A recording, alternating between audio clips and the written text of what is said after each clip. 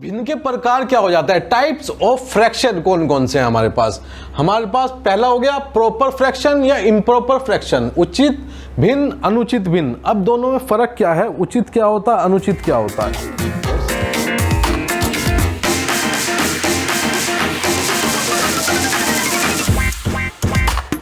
क्या होता है भाई, सब कुछ उचित है हम देखें तो, लेकिन क्या है इसमें अगर मैं लिखूं कि पांच में से आपने 3 टॉफी खा ली, तो ये हो जाता है उचित भिन्न। मैं कहूं कि 10 किलो में से 2 किलो आपने किसी को दे दिया, तो ये तो हो गया उचित भिन्न। अगर मैं इसका उल्टा बात करूं, मान लो कि 3 में से 7, तो 3 में से 7 कैसे दे सकते हैं हम, किसी को नहीं दे सकते, तो ये हो जाता है अनुचित भिन्न। एक और एग्जांपल मैं लिख दूं तो 2 में से 5, तो 2 में से हम 5 नहीं दे सकते, ये पॉसिबल नहीं है, तो इसलिए इसको अनुचित भिन्न कहते हैं। ठीक है, इसके बाद हमारा आ जाता है मिक्स्ड फ्रैक्शन। ये सबसे शानदार फ्रैक्शन होता है। अगर मैं लिखूं 5 सही 2/3, ये हो जाता है मिक्स्ड फ्रैक्शन। इसका क्या मतलब है, इसका मतलब होता है कि 5 तो आपके पास है ही, 5 होल 2/3, इसको बोलते हैं 5 सही। 5 तो हमारे पास आ ही गया, और प्लस में क्या मिल गया, और एक्स्ट्रा हमारे पास 2/3 क्या है, एक्स्ट्रा है, तो इसे क्या बोलते हैं, मिक्स्ड फ्रैक्शन। तो इस फॉर्म को मिक्स्ड फ्रैक्शन बोलते हैं। इसे सोल्व करना सिखाऊंगा मैं थोड़ा आगे चल के। इसके बाद आ जाता है इनवर्स फ्रैक्शन आ जाता है।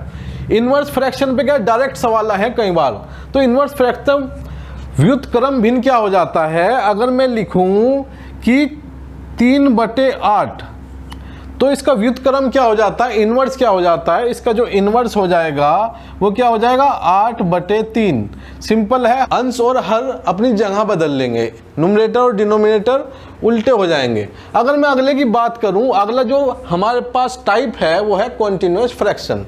यह आपने कहीं ना कहीं देखा होगा, ये कैसे होता है, जैसे कि मैं लिखूं 2 सही 3/4, और फिर 4 सही 2/3, फिर 3 सही 8/4। ये इस तरह के फ्रैक्शन जो होते हैं ये चल जाते हैं, इसे बोलते हैं कॉन्टिन्यूअस फ्रैक्शन। इस पे भी कई बार सवाल आते हैं, तो इसे भी मैं सोल्व करना आपको सिखाऊंगा। इसके बाद आ जाता है इक्विवेलेंट फ्रैक्शन। इक्विवेलेंट फ्रैक्शन बराबर भिन्न होते हैं। बराबर भिन्न का मतलब क्या हुआ, अगर मैं लिखूं 5/10, 1/2, 4/8, 7/14, ये मैंने लिखा, तो ये क्या है, सब बराबर भिन्न है, इक्विवेलेंट है, एक दूसरे के बराबर है। कैसे, इसे मैं काट दूंगा तो 1/2 आ जाएगा, ये 1/2 पहले से ही है, इसे मैं काट दूंगा तो ये भी 1/2 आ जाएगा, और ये भी 1/2 आ जाएगा। तो जब कटने के बाद जो सिंपलेस्ट फॉर्म होती है हमारी 1/2 आ रही है, या किसी भी तरह से हम काट पीट के दोनों को समान कर देते हैं, तो इक्विवेलेंट फ्रैक्शन हो जाते हैं। तो ये हमारे टाइप्स हो जाते हैं। ये 5-6 तरह के टाइप है। इसमें जो डायरेक्ट सवाल आता है, एक तो इससे डायरेक्ट सवाल आ जाता है कि आपको बताना होता है कि इनवर्स फ्रैक्शन क्या है। अगर मैं कहूं कि 10/12 का इनवर्स फ्रैक्शन क्या हो जाएगा, तो हो जाएगा 12/10। ये सिंपल सवाल है, सिंपल है, डायरेक्ट आंसर आता है, 1 नंबर यहां से पक्का हो जाता है। इसके बाद क्या है, इससे भी सवाल आने की संभावना होती है पूरी। इसे सोल्व करके देखोगे, कई पिछले सालों में इससे कई सवाल आए हैं। ठीक है, तो इसके बाद क्या आ जाता है, इसके बाद हम पढ़ेंगे इन फ्रैक्शन को, भिन्नों को हम कैसे जोड़ें, कैसे घटाएं, कैसे गुणा करें, कैसे भाग करना है।